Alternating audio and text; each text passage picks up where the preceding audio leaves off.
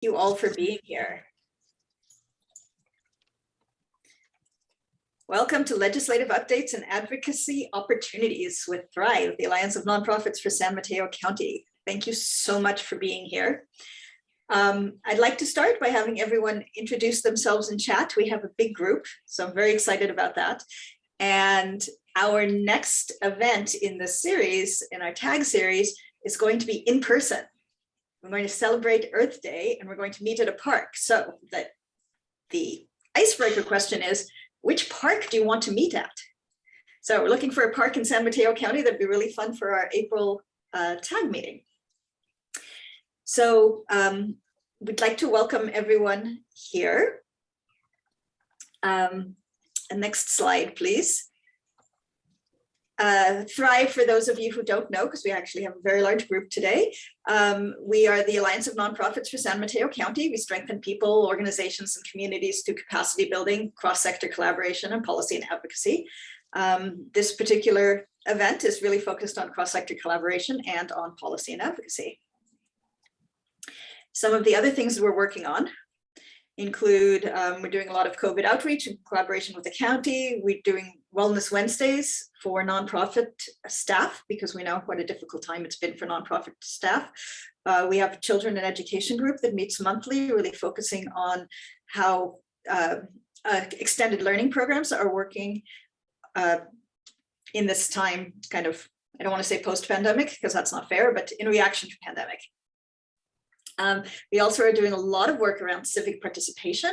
We have some great programs, including some stipends and some education toolkits around voting. So if anybody's interested in getting more involved in that, or is interested in getting a grant or a stipend to do more voter outreach, please let me know. This is all for the June primaries because some of those elections are actually going to be decided in June. If you get more than 50% of the vote, there is not a runoff. So we would like people to be involved. Environmentalists actually tend not to be really great at voting. So let me know if you're interested in that. Next slide. We have a lot of great events coming up. We are working with, we're going to be part of the RISE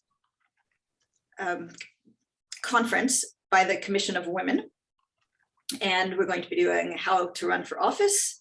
In addition to that, we have a lot of other events coming up, and you can find them on our website.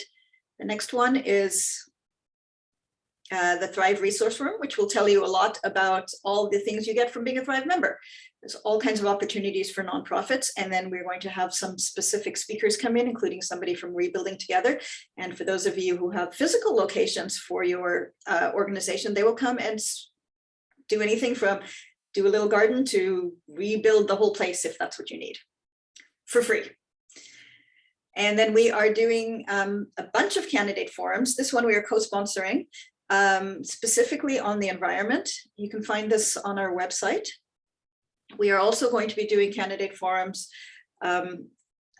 for 6 different offices, including sheriff, on May 12th, but we will be doing it over the course of April. So we hope you can join us again on our website. You can find out more about all of those different candidate forums. So with that, just a little bit about why Thrive is involved in environment and sustainability. We've been doing this for about for 3 years now. And the reason we started working on environment and sustainability was because we really felt like there were so many different organizations working in the space, but they weren't all coming together. There was not a place in San Mateo County for them all to come together. So we've been doing these tag meetings now for over 3 years, and we have had lots of different organizations, lots of different attendees. And kind of one of the things we're going to do that's a culmination of a lot of that work is something that's been requested, which is a San Mateo County-wide Climate Justice Summit. And we'll be doing that at the end of August. And anybody who wants more information can reach out to us. We're still in the beginning stages, but we're very excited to be partnering with with 3 environmental justice organizations to really develop the content. So with that, I want to start with our content for today, which is all about legislative advocacy. So although we know that everyone is doing good work and you're, we're all composting and, you know, buying electric cars and stuff. The best way to make the most change is through larger legislation and advocacy. So we thought it would be great to have a conversation about what some of our leading organizations and leaders are doing. And with that, really talk about how you and your organization can get involved. And so we reached out to Josh Hugg, who is on our program committee and has just been a great supporter of all of the work Thrive has been doing in this space, to moderate and actually to share as well what Midpeninsula Open Space District is doing. So with that, I'm going to turn this over to Josh, and please don't forget to introduce yourself in chat and let us know where our next event should be, which park. Thanks. Okay, thanks, Petra. Just to kind of get things started, I'm going to just provide a little framing for our discussion. Petra touched on it, and then we'll get into a little more depth. Programs, projects, and policy. Why do we care about policy? Programs can have an immediate impact on a person's life as a service is provided. Projects can create a piece of lasting infrastructure upon which communities can thrive. Policy, however, policy literally changes the rules of the game. It has the ability to provide impact at scale and hopefully depth. One policy can affect millions of people. It can generate funding and lower barriers to enable those projects and programs and ensure accountability. It's also an expression of our community's values. In part, that's why we're here today. We're talking with panelists who either themselves or their organizations, the organizations they present, dive deep into policy issues to affect change that can ultimately benefit all of us. Thank you for joining us. To get things started, we're going to hear a little background about each of our speakers, starting with State Senator Josh Becker. Then we'll go back around to hear about each person's policy priorities and how they determine what's important. So with that, let me hand the floor over to Senator Becker. Sure. Home on transit. Tell me, do you want me to talk about just for introduction or get in slides?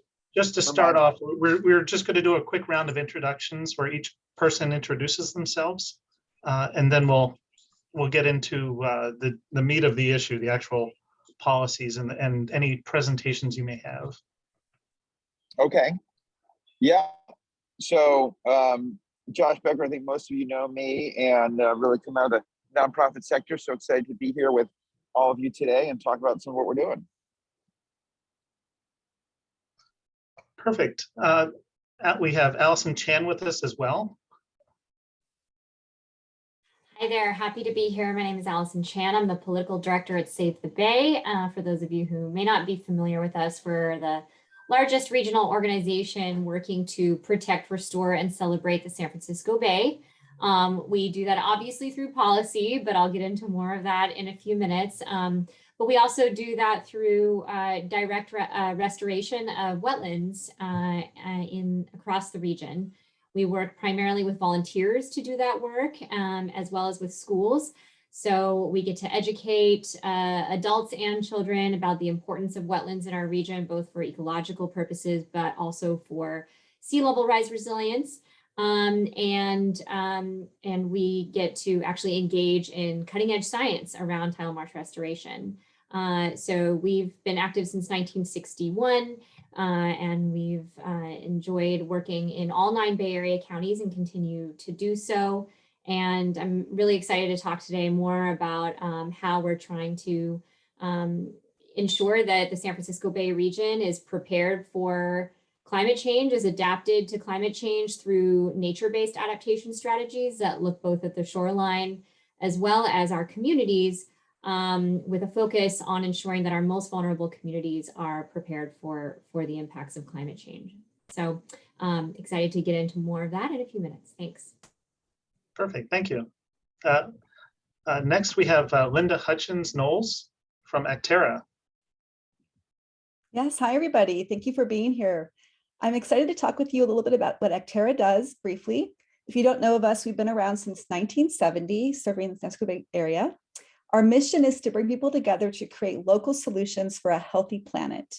And we address climate change while advancing equity. My role is the Karl Knapp GoEV Senior Manager. And in that role, I lead our transportation team working for an equitable transition to clean mobility. You'll be learning more about what we're doing to advance that, as well as our other areas I'll be sharing with you soon. So thanks for being here again. Okay, thank you, Linda. And I guess I'll be batting cleanup on the round here. Josh Hugg, Governmental Affairs at the Midpeninsula Regional Open Space District. We're a special district that was created by voter initiative about 50 years ago. And if you're not familiar with us, I would encourage you to go to openspace.org. We cover portions of Santa Clara County and San Mateo County and a tiny little bit of Santa Cruz County. And for the last 50 years, our mission has been to acquire, protect, restore, and manage land for open space, and then ecologically sensitive public enjoyment of that open space. We have a variety of habitats that we manage from the bay side to the coast side. We continue our mission in perpetuity in that regard. Again, for more details, I would encourage you to go to openspace.org. Okay, now that we're done with the introductions, let's get into policy. Senator Becker, please tell us about the policies that you're working on, the issues that are important to you, and maybe a little more specifics about the policies that you're working on.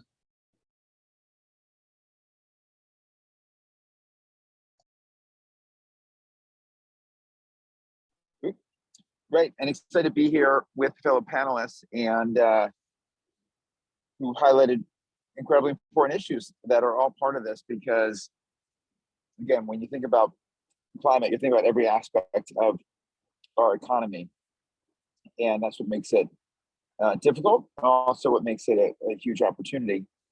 And that's why the things working on this year are, I'd say, a little more wonky, a little more infrastructure, broadly speaking, as you will see. And so maybe we can kind of go forward to the next slide.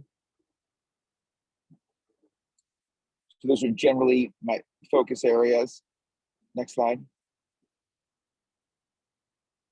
This is the big picture we like to remind people of. It's not something we're going to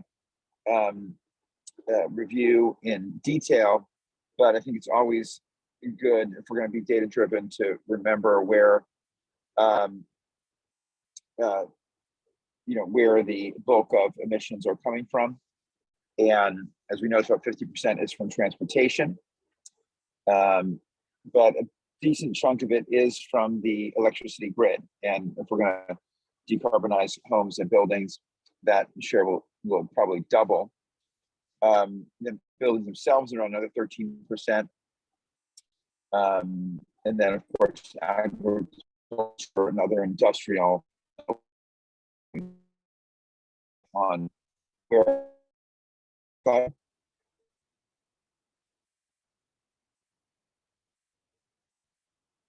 Next slide.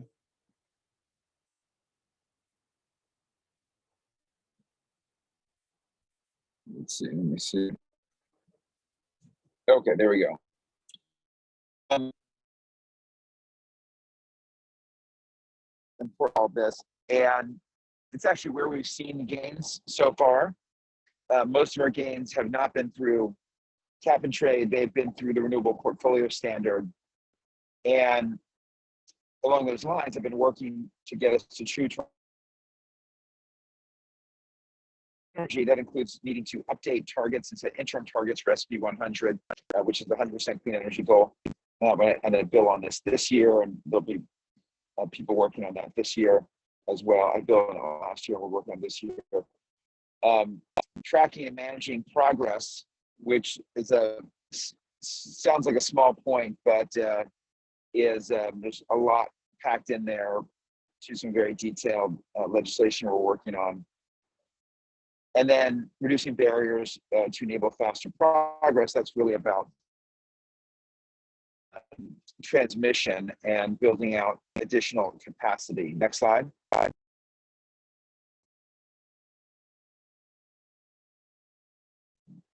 Okay. I'm going to turn off my video so I might have a better connection here. So talked about transmission, acceleration. We just can't meet our goals of doing this. Unfortunately, they use the low-hanging fruit to build a lot of renewables. Then they shut down their nuclear, so they basically replaced nuclear with renewables. And now that they're trying to actually get off of gas, it's more difficult. Their pace of construction is actually decreasing rather than increasing.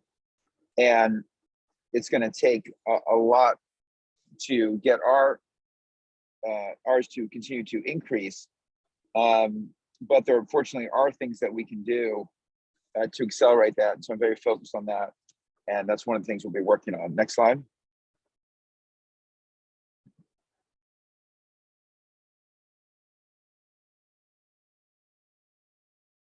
Part of that, this would be a very, very ambitious effort, which will not happen this year, but would be a part of a multi-year effort to build infrastructure authority.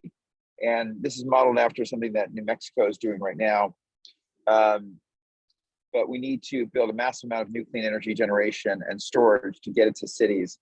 And if we have a centralized authority, we'll cut some of the risk and delays that add costs and streamline permitting. I mean, that's one of our biggest things in California. It's just that we take 10 years to permit anything, and we're just never going to get there if that's the case. Next slide.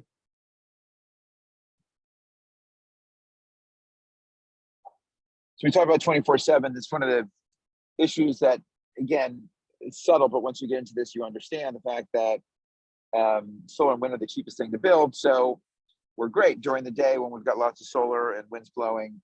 We're using very, very little fossil fuels. But once we hit the peak, which is now moved to 4 to 9 p.m., especially in the winter time, when the sun goes down around that time, beginning of that time, we're using almost all fossil fuels. So we have to get to 24/7 clean energy. And this bill, the sort of revision of the bill we had last year, would be an important step in that direction.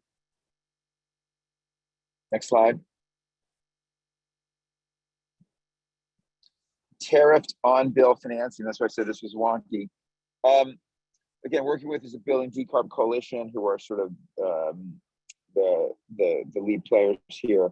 And the whole point is allow upgrades to homes through utility investment, and allow people to finance this through their utility bill in ways that we cannot do today. So this is part of a big effort we're working on to allow people financing.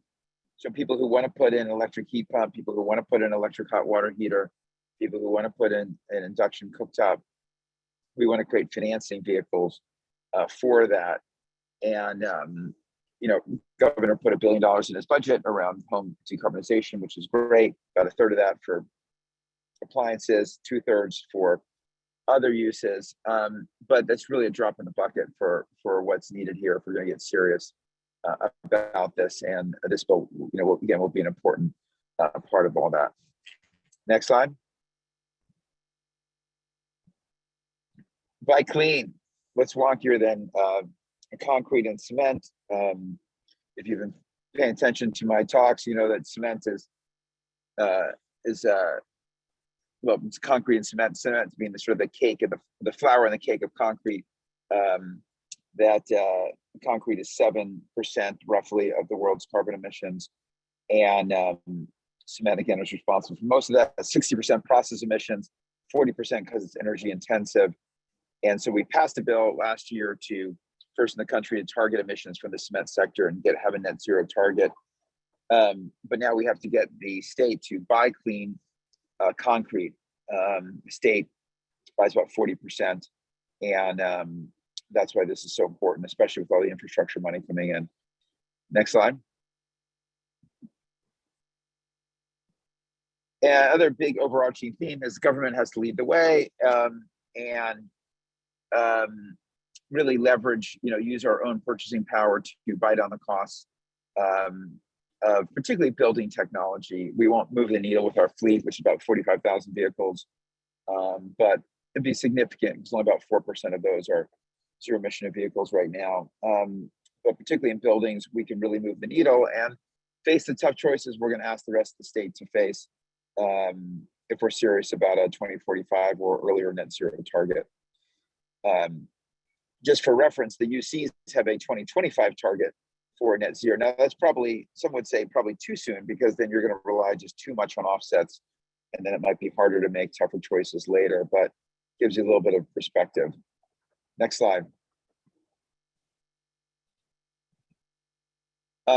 This is a surcharge on fossil fuel finance. So coming out of Glasgow, making sure that we are holding banks accountable for the commitments that they made. And it's something that we believe we can do, even just in California, let alone as a country, that we can do this. My friend in Washington State, Karl, introduced a similar piece of legislation. And that's why we're excited about this one. Is there another slide? That might be it. Yeah, so that kind of says it all. Appreciate the work that all of you are doing. I look forward to hear particularly Acterra talk about clean transportation. As I said, transportation is 40 to 50% of carbon emissions. So, Germany just announced today that they're going to remove their objections to the EU fully phasing out gas-powered cars in 2035, new cars, that is. Again, this is not used cars, existing cars. Every new car sold today is probably on the road for about 20 years. Keep that in mind. So in California, we probably need to move a lot faster. So that's really the presentation. Appreciate it. Thank you. Perfect. Thank you so much. There was a lot to absorb there, and I think somebody asked if the slides will be sent out later, and I think it'll be important to get your list of bills. Sure, happy to share those. I mean, the other big piece is more broadly, we've got, and I was with the governor talking about his budget. There's just a lot of pieces in there around that have to do not just with the climate pieces, but also have to do with natural and working lands and other things that we'll be working on to get fully funded in the budget this year. Well, we are definitely looking forward to that. Thank you. Yeah. Let's move over to Save the Bay. Allison, did you want to talk a bit about your priorities for this year? Absolutely. Yes. Thank you. So as I mentioned in my introduction, our focus is really on nature-based adaptation. So I'll bring up a few slides to share as well.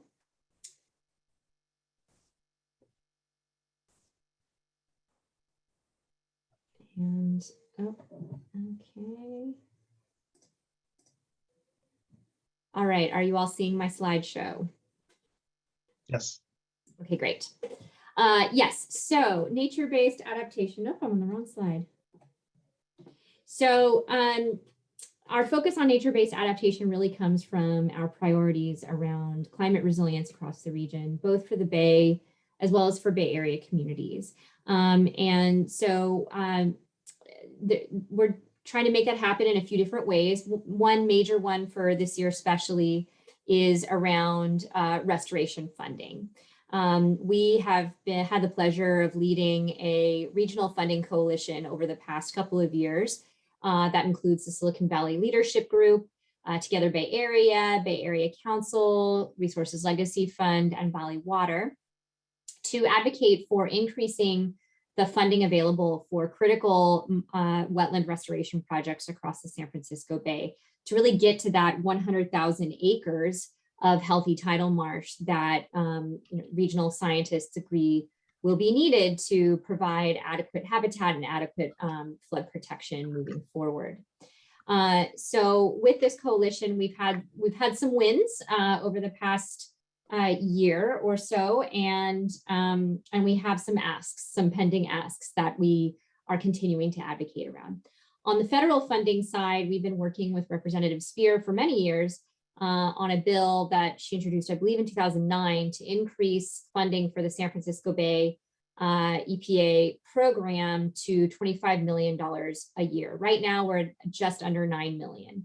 That bill is pending, and we continue to advocate for that consistent increase in funding for the critical work that needs to be done here around restoration and nature-based climate adaptation. But we have had a recent win, really recent, like this week, in the appropriations bill. We got a $24 million, one-time appropriation for restoration work in the Bay.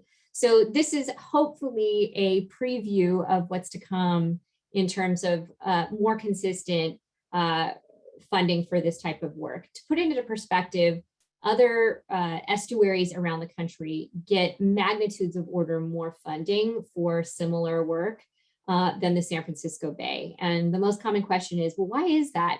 And there's a lot of reasons that I don't think are worth getting into right now, mostly political.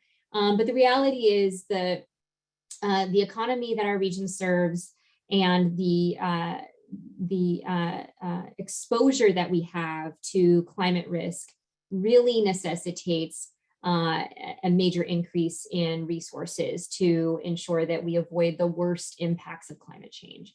So in addition to the highly critical work that Senator Becker touched on in his presentation around the multiple bills, continuing to chip away at the mitigation work that needs to be done, we really need to prepare our region for the impacts that we know are coming. And so adaptation is critical.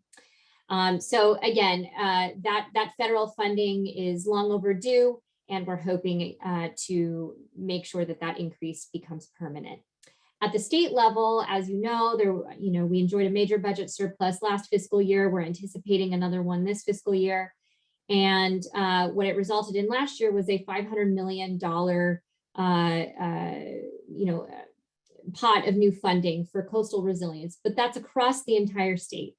And unfortunately, even though that's an exorbitant amount of money, it's only a fraction of what we need to do the work we need to do. And in fact, in 2016, with Measure AA, Bay Area residents agreed to tax themselves to fund this kind of work, to fund wetland restoration and other resilience work. And that itself is going to generate $500 million over 20 years. And that is, we've always said, is only a fraction of what's needed. So we know that only part of that money is going to come to the San Francisco Bay. Unfortunately, that allocation did not include a dedicated amount of funding for the Bay. And so we are urging not only an increase in funding, but to ensure that dedicated funding for the San Francisco Bay region is included in future, state budget allocations. And, stepping back for a moment to put it in sort of a regional context, many of you know, I'm sure, that San Mateo County has the most exposure to flood risk from sea level rise in the state. And nearly 2/3 of the state's sea level rise flood risk is here in the Bay Area generally. So there are many reasons to, many justifications for an increase in this funding. So we continue to chip away at that, and that continues to be a priority for our coalition that is hopefully growing this year. So we're working to add more entities to our funding coalition who are also engaged in this type of work, and to continue working with our Bay Area delegation, and hope to collaborate very soon with Senator Becker as well. We worked last year with Assemblymember Mullen. So to continue collaborating with our wonderful legislators here in the region on this work. In addition to ensuring that our shorelines are adapted and our shoreline infrastructure is adapted to climate change, we're also looking inland. The Bay and Bay Area are connected, obviously, through our watersheds. And urban green infrastructure is an excellent multi-benefit approach to ensuring climate resilience across our urbanized areas, while providing other community benefits, including access to urban green space for mental and physical health, even public safety. So we are urging several communities to integrate urban green infrastructure in a more dedicated way, in a more overarching way, as opposed to just sort of relying on the pilot projects that are mostly the approach that we're taking right now throughout the region. We're very active right now in San Jose. We're working with community organizations, collaborating with council members and the mayor's office, and hopefully very soon also working with the city manager's office to advocate for a citywide commitment through the city's sort of annual priority setting and budget process. So that's our strategy there that we've been focused on for the last couple of years. But we're also engaging in other policy initiatives throughout the city where urban greening could play a role, including the general plan update, the climate action plan update, and other related sort of land use focused opportunities. So, our approach to green infrastructure there is hopefully going to create a model for how we can sort of infuse green infrastructure as a multi-benefit climate adaptation approach that other cities can replicate and go beyond, again, pilot projects. We're also working, like I said, on sort of the land use opportunities to land use planning opportunities to advance urban green infrastructure, hoping to engage in East Palo Alto's housing and safety development updates, as well as outside of San Mateo County, Oakland, and Hayward. And then finally, specifically in San Mateo County, you're lucky to have a wonderful water pollution prevention program that's invested a lot of time and energy into a sustainable streets master plan. And I think it was last year, I don't know, time warp, 2 years ago, where there was an excellent sort of 3-day workshop on sustainable streets and how we can work on, policy and programmatic solutions to enable the construction of green or sustainable streets throughout the region. And there's a wonderful technical document that can provide the basis for that work. We want to see that implemented. It suffers, not surprisingly, from a lack of funding, but we think with the right political will, we can move that forward. So we're certainly eyeing opportunities for that. And then I'll wrap up really quickly with an update on our work to keep trash out of the Bay. This has been a priority for Save the Bay for quite some time. And, probably most of you don't need to be reminded that trash in our waterways really starts as trash in our cities. So we're talking about our strategies that focus primarily on the flow of trash through our stormwater system and out into our waterways in the Bay. So there's 2 processes that we're continuing to advocate for strong enforcement around and improvement of these policies. One is a focus on our cities to ensure that there is, compliance from our municipalities around regional requirements to reduce trash in stormwater systems. San Mateo County cities are actually doing a lot of really great work, but there's more work to be done, and we're, trying to encourage more creativity, more data collection, and more progress toward the ultimate goal of, zero trash in our stormwater systems, city stormwater systems. And then similarly, Caltrans in 2019 was issued a cease and desist order actually by our regional water board for similar violations, for allowing toxic levels of trash to flow into their storm drains. So we're monitoring and advocating around that enforcement order, trying to provide Caltrans with feedback and information, and urging the regional water board to, to demand swift progress toward the cease and desist order requirements. So that's an overview of our major policy work right now at Save the Bay, and where we hope to go in the near to medium term. And I'll stop there. Wonderful. Thank you so much for that overview. You've you're moving up the watershed in your in your work, which is impressive. Okay, now let's switch over to Linda, who's going to talk a bit about Acterra's work or Acterra's policies, policy focuses. Thank you. Yes, thank you.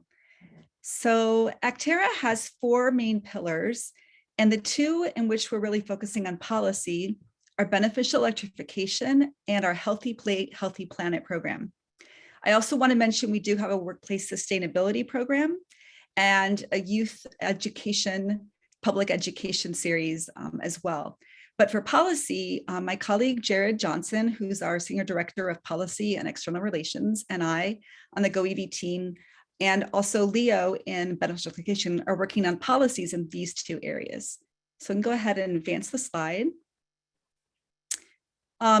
For working on Healthy Plate, Healthy Planet, Acterra is super excited to partner with other organizations, have formed a new coalition called Homegrown Bay Area. And for our Vision 2030, we have a dream that all local governments in the Bay Area will have committed to policy, purchasing, and programming to ensure good food for all.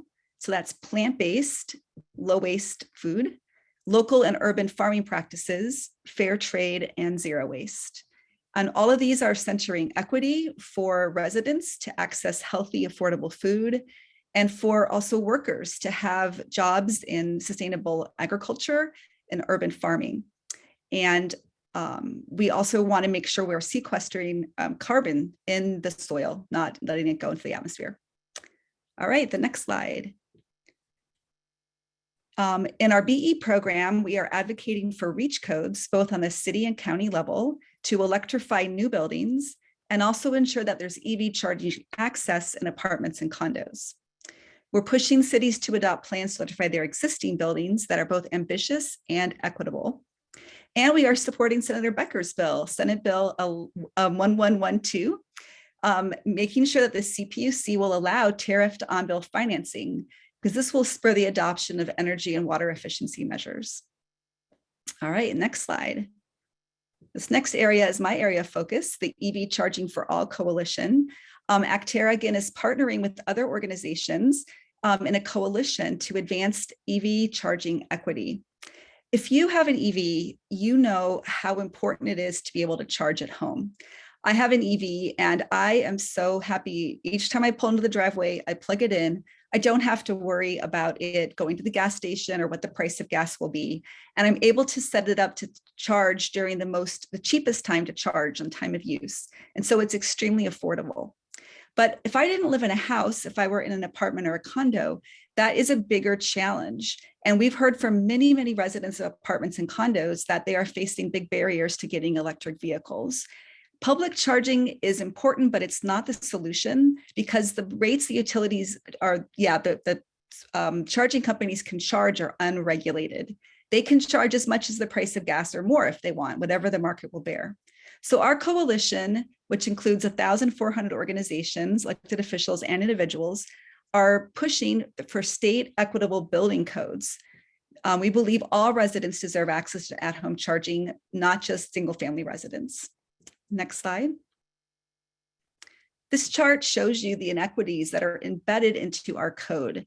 The Cal Green Code, which governs the amount of EV infrastructure required in new construction, back in 2015, required 100% EV charging access in single-family homes, but only 3% of multifamily units.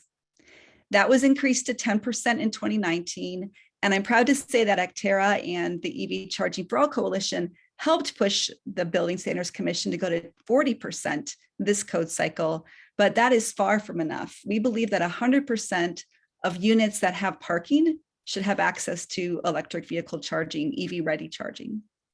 So the next slide. This also shows the craziness of building new buildings that aren't pre-wired for EV charging. If the builders put in the charging right when the building is built, it costs only $1,400 per spot. But if you wait to retrofit it, theoretically, it costs $4,443, But PG&E, when it's actually financed retrofits, has paid up to $18,000 per parking spot. This is ridiculous. We should not be building new buildings that are for the old transportation system. Next slide. So we have introduced a bill called Senate Bill 1482, authored by Senator Ben Allen, to make sure that the Cal Green Code update in the next cycle will be equitable, will have 100% access to charging for every unit that has parking. We are happy to have had Senator Becker's support with pushing the Building Standards Commission and helping us with several sign-on letters. And now we are actually taking this legislation. We will be going to the Senate Housing Committee next Thursday, a week from today, at our first hearing on this bill. We're very excited. We have a lot of great groups supporting us. And the next slide. And then I think I'll save this one. This is a different question, but that kind of gives you an overview of the policies that we're working on. And then later I'll tell you about how you could get involved and how we chose these priorities. So thank you so much. Perfect, thank you. Okay, I think I am, I'm clean up here.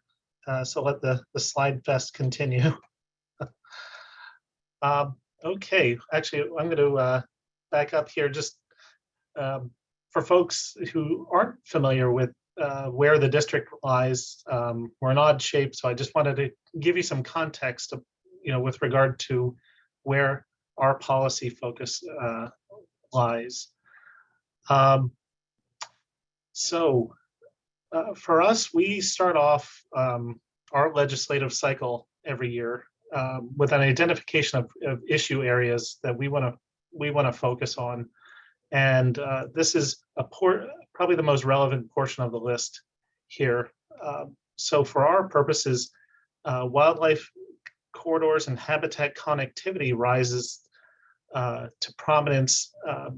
One, because we have mountain lion populations on the peninsula who are steadily losing genetic diversity. They're effectively penned in by our highways.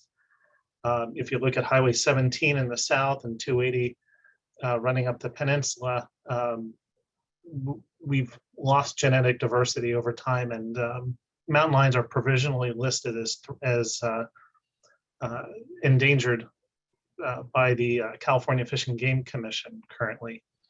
And then there's climate resilience. As habitats shift, habitat hospitality, we'll call it, shifts over time, species are going to need to move. And having habitat connectivity and wildlife crossings are part of that will be more and more important.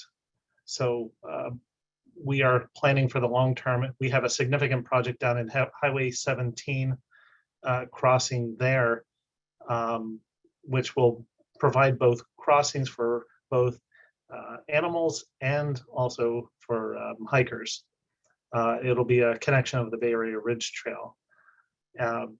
After that, climate adaptation strategies. We are, as you might expect, a big fan of maximizing the use of nature-based solutions to climate change.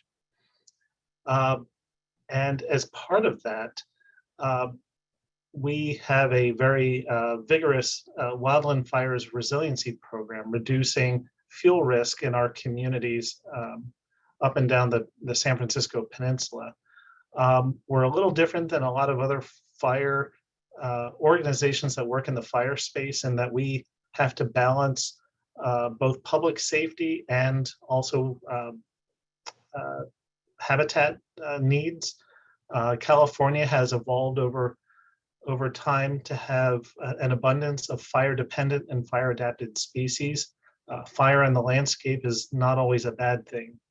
So we look to manage that with ecologically sensitive vegetation management. So you're not ham-handedly cutting down vegetation, you are recognizing the biological significance, and the net result is that you've reduced fire risk and you've also enhanced biodiversity. Equitable access to open space. One example is transit to trails. How do you get to faraway places without having to necessarily get in your car? We know that access to our preserves, one barrier in low-income communities is often transportation. So this is a continuing effort on our part. And then cutting the green tape initiative. This is something that Secretary Wade Crowfoot is very passionate about. Streamlining permitting processes for environmental restoration and natural resource projects. If you can't throw money at an issue, you can make it easier to execute the project. So streamlining permitting, and I think Save the Bay is also very familiar with this, because bay restoration projects have their own flavor of permit streamlining. So we all recognize that, particularly in the nature-based solution space, streamlining is essential. When we get into things like funding, a lot of these reflect the issues that I described on the earlier slide. For us, wildlife crossings, getting this Highway 17 project completed. You also have other projects in the Bay Area, certainly Coyote Valley, a little further south. Pacheco Pass is rising to prominence. All across the Bay region, wildlife movement is being attenuated by our increasing use of our highway systems. Under-resourced communities, it's a little wonky, but it's very important. A lot of funding is new funding sources like to prioritize understandably prioritize funding to disadvantaged communities. Unfortunately, the definition of disadvantaged community makes all the difference. And for instance, Prop 68 was a parks and resource bond in 2018 that generated $4 billion. The Bay Area was locked out of about a third of that, simply because our communities weren't qualifying for that definition of disadvantaged community. We've arrived at this one, under-resourced communities. It resides in the Public Resource Code, 71130 subsection G, if anyone's interested. But we're looking to increase eligibility. It's a combination of the old definition plus something called Callan virus screen, which also doesn't serve the Bay Area very well, and then area median income, which is commonly used in the housing space. Midpenn's Wildland Fire Resiliency Program, we are looking to ramp up our vegetation treatment capacity significantly. We are managing tens of thousands of acres on the peninsula, and it's going to take a lot of resources to make that happen. And then, similar to what Allison was describing, Coastal Conservancy funding, we find the Coastal Conservancy provides the most flexible funding for our purposes, both at the top and the bottom of the watershed. So we're definitely in support of the efforts that Allison described. Now, as far as key legislation, some of this is proactive on our part. A lot of it's reactive. We look at what other people put forward every year. Of the over, I think it was 1,500 bills that were introduced this year, we identified about 130 of them that we're going to watch, and then of those, using our legislative program that we ratify every year, we identify which bills would have a significant impact on our mission. The top one's a little wonky. It just has to do with how we construct the process by which we execute our projects. The next one is, as I described, ecologically sensitive vegetation management. Currently, there's no, it takes a lot of extra effort to reduce fuel loads in this manner. So we're looking to incentivize that. The next one talks about prioritizing funding for recreational trails. There's a lot of funding out there for what they call active transportation, trails that can be used for commuting purposes. We found over COVID, our visitation rates roughly doubled, and having trail access, public access to our open space, needs to increase to meet that enhanced demand. The next bill is kind of interesting because it's looking to get California Fish and Wildlife Department to work collaboratively with Caltrans on accelerating the pace of wildlife connectivity projects across the state. In many cases, we have the right hand not necessarily talking to the left hand. This next one, AB 1445, is something that we see as a step in the right direction. Every 8 years, cities and counties across the state have to decide where to plan for housing every year. We want that housing not to be zoned within essential habitat areas. So this bill is looking to incorporate climate impacts into that allocation process. So areas of high risk would not receive as high allocations. Unfortunately, this cycle, a lot of those same areas received high allocations, and now communities are trying to figure out where to put housing and do the least amount of damage. And then the final two, again, about permit streamlining. Assemblymember Mullen is looking to create a collaborative process to create streamlining mechanisms. And then finally, the last one would help to accelerate the undergrounding process of our power lines that are the origin of so many of our wildfires. And with particularly the coast side of San Mateo County being such a high fire threat, in CPUC terms, we would be eligible, or we would see the benefits of those efforts. And then finally, just real quick, as far as regional priorities, folks may be familiar with Plan B area, synchronizing housing and transportation. There's a program under there called Priority Conservation Areas that's being reformed, and we're looking to maximize its utility in benefiting natural and working lands.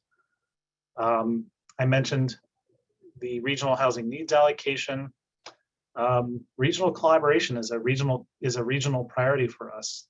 Getting everybody to row in the same direction. I think forums like this help in that regard. Active transportation, and then as part of that, transit to trails. So that's just a quick view of the work that MidPen is doing in the policy space and our priorities for this year. So with that, I'm going to stop sharing my screen and bring it back to the group, to both the panel and the larger audience, to start asking questions about what was presented and what interests you in the policy space. Actually, I'm just going to ask a real quick question to the panel to get things started. How do you determine what, you have a mission, you have things that are important to you. How do you determine every year, what you're going to put your calories into?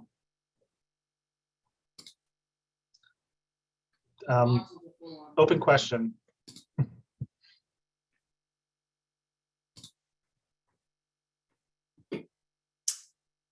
I'm happy to start. Senator Becker had to jump off, so I'm definitely not Senator Becker, but I'm on his sustainability team in the office.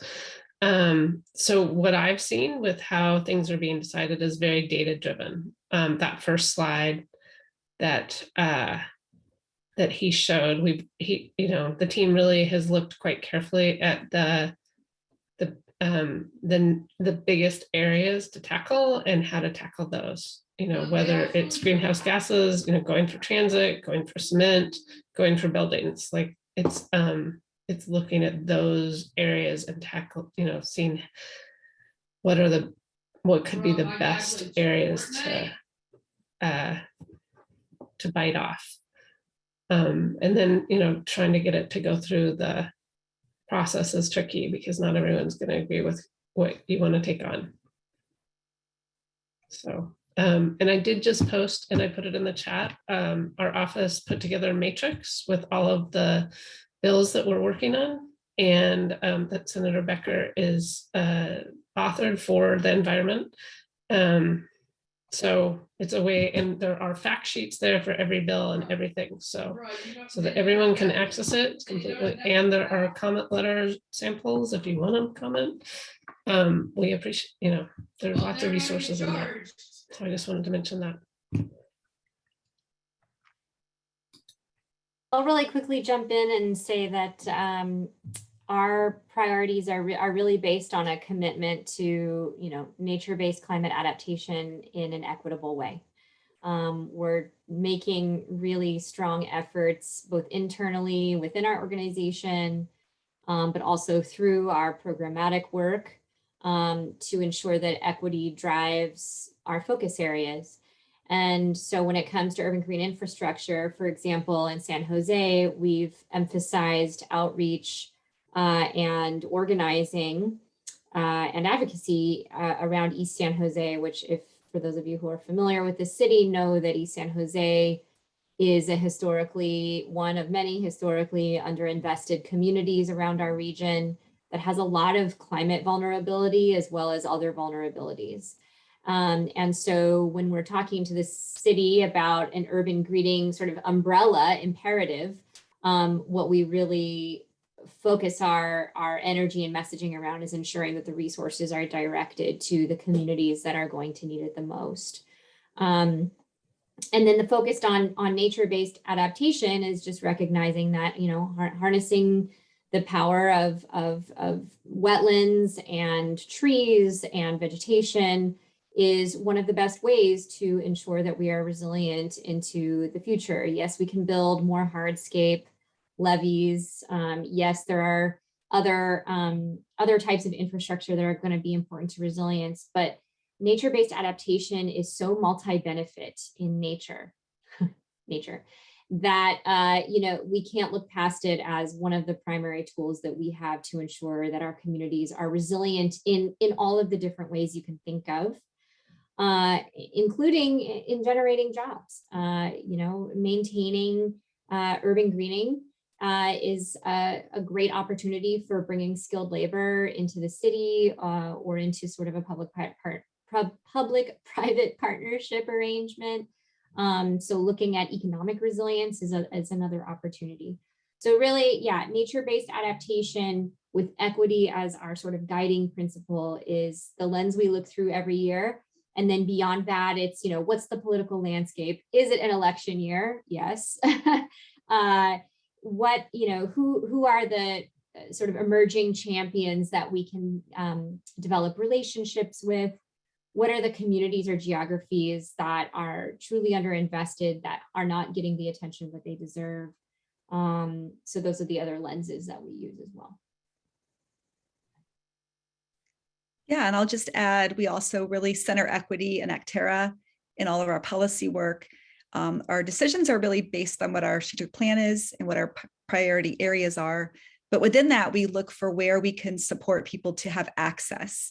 I'd say our big focus is breaking down barriers, increasing access. So for example, with the EV charging that I was talking about, Acterra's educational programming, we do a lot about how folks can access financial incentives to purchase electric vehicles. There's a lot of income qualifying rebates that are out there, very generous, that actually make EVs affordable for many people that think they might not be able to afford them. But if you don't know about these rebates, they're useless. Or if you can't navigate the system, they're useless. Or if you don't speak English, it's very hard. So we do programming that in multiple languages that helps folks walk through to get those incentives. But that's on the education side. On the policy side, what we're seeing is that it's not just enough to be able to afford an EV, you have to be able to charge it and charge it affordably. And it's really, really inequitable that those who don't have at-home charging are at the mercy of the higher rates of the market. That doesn't seem fair. And so that's why we've chosen our approach to focus on access in multifamily housing, apartments and condos, to lower those barriers and to increase the equity.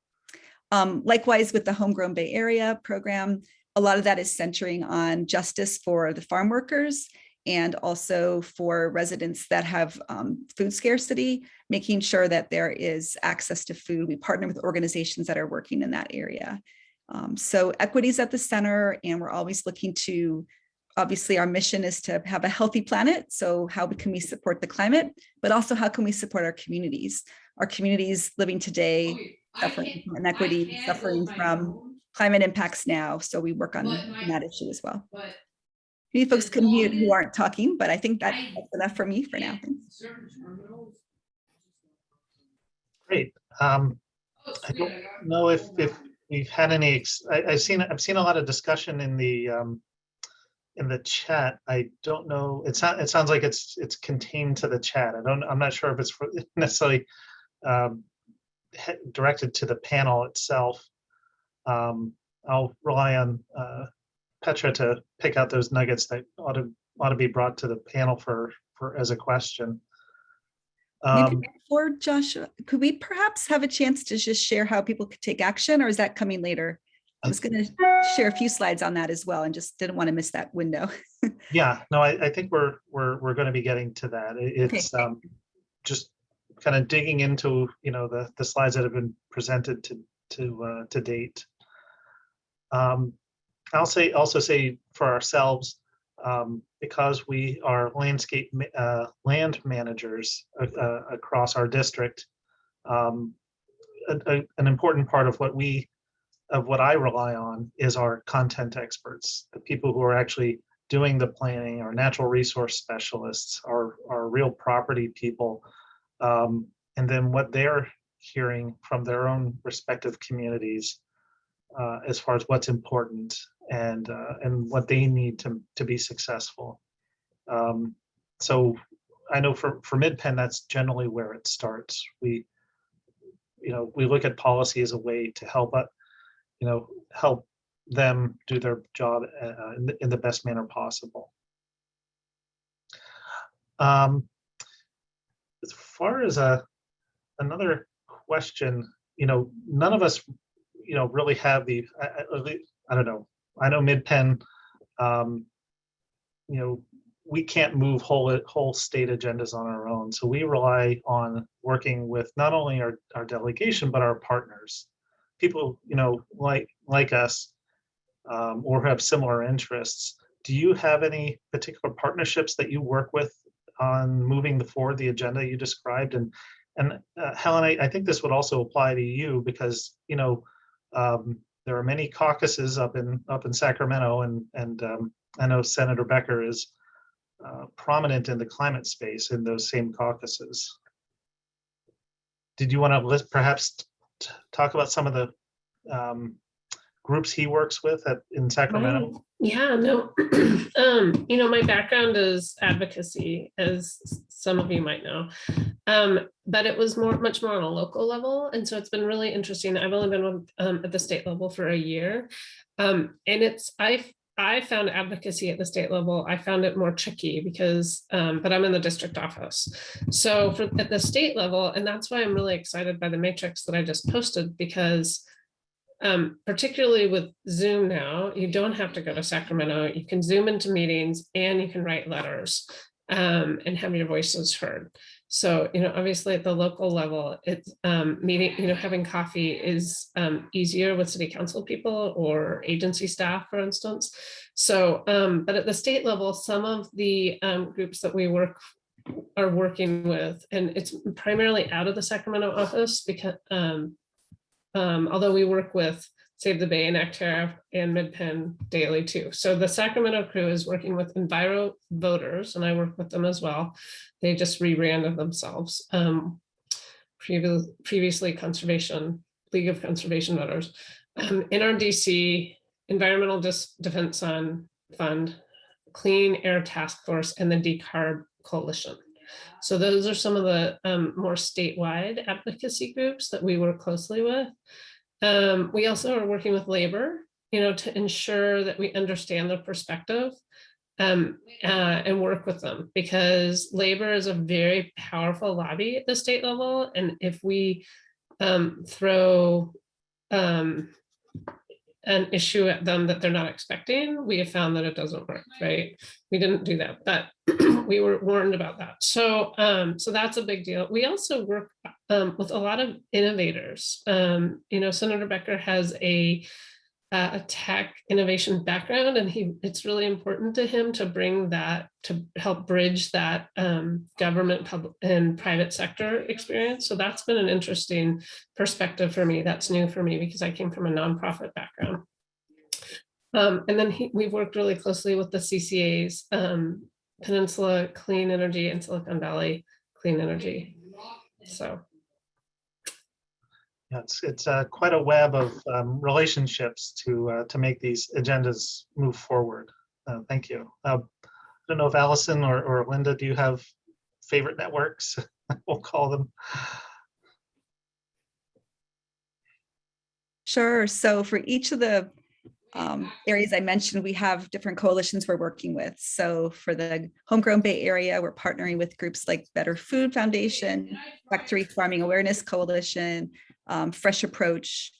So really a coalition of groups that are working on that similar area. With the EV Charging Access for All, I'll just drop the link into the chat to our brand new website. We're just debuting it today with you all. You're the first ones to have your eyes on our new website. There's a list of some of the logos of the organizations and a link to more, but it really involves environmental justice organization, faith communities, renters, electric vehicle advocates, elected officials, just a big coalition of groups. And for youth, we're also, we have something called Acterra's Student Ambassador Program, or ASAP, like it has to, we have to get this happening ASAP. So that program, Joshua, my colleague, trains youth to be able to raise their voices, to speak and make change, helping to pass reach codes and other policies. So, involving some of the different youth groups in the area and some community colleges, it's a student-run program. He just mentors them. So in every area, and then I should mention also for buildingification, we're working with the Fossil Free Buildings of Silicon Valley Coalition. There's many groups that are part of that, as well as supporting cities and CCAs. So many coalitions that we're part of and excited to be partnering with. We could not do this work alone. It sounded like there might even be some overlap with the networks that Senator Becker's leveraging. So that's Indeed. great. Yep. Yeah, I'll quickly add. I mean, I mentioned a few of the entities that we're partnering with on our, funding coalition that include business groups, funders, Valley Water is a utility. But I mean, I think what might be instead of sort of just listing a bunch of groups, what might be interesting for people is to understand how we think about it. Partnership for us spans both, the sort of community, it spans everywhere from sort of community, hyper-local organizations to, elected leaders. And we see the development of partnerships all along that spectrum as important to getting where we need to go, to being successful. So we are putting more effort than we used to into developing relationships with community-based organizations, even neighborhood groups that have really local perspective, that represent the needs and desires of residents themselves. So that's one area where we're really trying to build our relationships. We've historically worked really well with sort of the maybe county level to regional level organizations, including, Helen's former place of work, Committee for Green Foothills. We're in a really strong partnership right now with the Greenbelt Alliance on advancing resilience policies throughout the region that are sort of all encompassed right now in this really wonderful resource that I'll plug called the Resilience Playbook, which I'm happy to include in the resources we send out later. And then as far as, developing champions among our elected leaders, that is an area where we've often been focused and an area where we'd like to move into more with our action fund. We set up an action fund to support our involvement in Measure AA in 2016. Since then, we've endorsed ballot measures, statewide initiatives through that. but we have not done candidate work, and that is an absolutely essential area of power building for organizations large and small to really build power and influence on the issues that we care about, and to make sure that, you know, fantastic leaders like the ones we and the organizations involved in this panel right now currently work with, and the senator currently on the panel, are represented on the panel. You know, we need more people like Senator Becker, like Assemblymember Mullen, and others, you know, Supervisor Dave Pine, and others that we've worked with frequently throughout the years on restoration and adaptation. We need more of those at the local, regional, and state level. You know, one way to do that is to help get them elected. So that is sort of a future aspirational area of work for us in terms of partnerships, because we think that, you know, that is just as important as, you know, sort of the operational partnerships that we commit to and enjoy doing right now. That is a great perspective, and you're absolutely right. So why don't we try to operationalize a little bit of what we've talked about here, and knowing how, a little bit about how this is done. What can the people attending this talk do? They're here because they care passionately about the environment, about our local habitats. How can they get involved in an effective manner? Any nuggets here that could be offered to? It sounds like, Linda, you were prepared. You're very eager to present that. So let's hand it over to you. Thanks. I have a few slides, like 5 slides, just to show folks in those areas how you could support.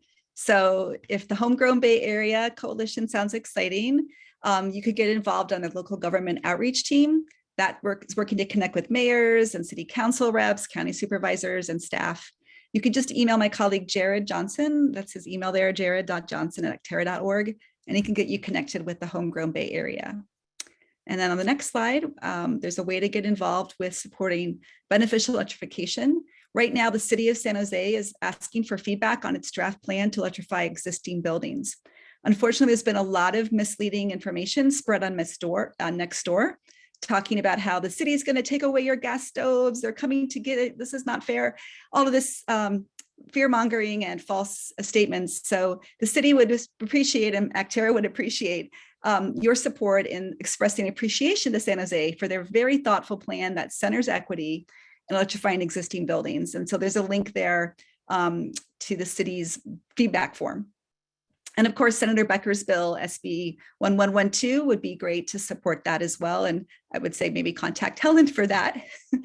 Okay, in the next slide, for EV equity, there's actually many ways to get involved, but I'm going to just say, if you go to the website, on the website, we have ways to get involved. So what you're seeing on the screen, there's ways there, but there's a little link you can click to send an email to Governor Newsom. He needs to hear from more folks. We're looking for his leadership here. There's a way to sign up to support our bill. There's a way to actually volunteer to work with our coalition, and we can connect you with chances to speak to your council, to your senators and assembly members, et cetera. But our website's the best place to go for that. Okay, and then moving on. I'll wrap this up quickly. If you are a youth or have youth in your lives, you can get involved with what I mentioned before, our ASAP program. And there's a link where youth can sign up to get involved. And it's just a great group of young people learning how to bring their power and make change. And last but not least, if all of that sounds like just too much and you just want something every morning, you could just wake up and take a climate action. There's a great app called the Climate Action Now. Each day it'll feed to you on your phone some things you could do. And Acterra, we have a group there, and so we feed some of our take actions to that app. So for those who are really plugged in and just want to have that ease, that's a way to get involved as well.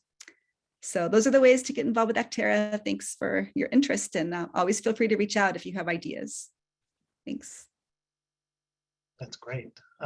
Allison, did you have anything that you wanted to add to? I'm not nearly as organized as Linda, but We do have our live action on our website right now is focused outside of San Mateo County. It's also focused on San Jose. We're all coming after San Jose right now, apparently, around urban greening. And you can watch a fabulous video that some of our policy staff worked on as well. That is an advocacy message around urban greening. But in San Mateo County, I think, you know, my pitch to this group is actually going back to partnerships. As I mentioned, we're really working to develop stronger relationships with organizations that have a local focus and in particular an equity focus as well. And we've really just kicked off an effort to develop more of those relationships across San Mateo County. So please get in contact with me if you represent, are a member of, volunteer with an organization that you think resonates with our commitments and our goals around, you know, climate resilience and nature-based adaptation. Let's talk. Perfect. We'll have your contact information in when they send out the slides. Helen, you know, I'm sure you get peppered with constituent requests and information, but if you wanted to channel that energy. Yes.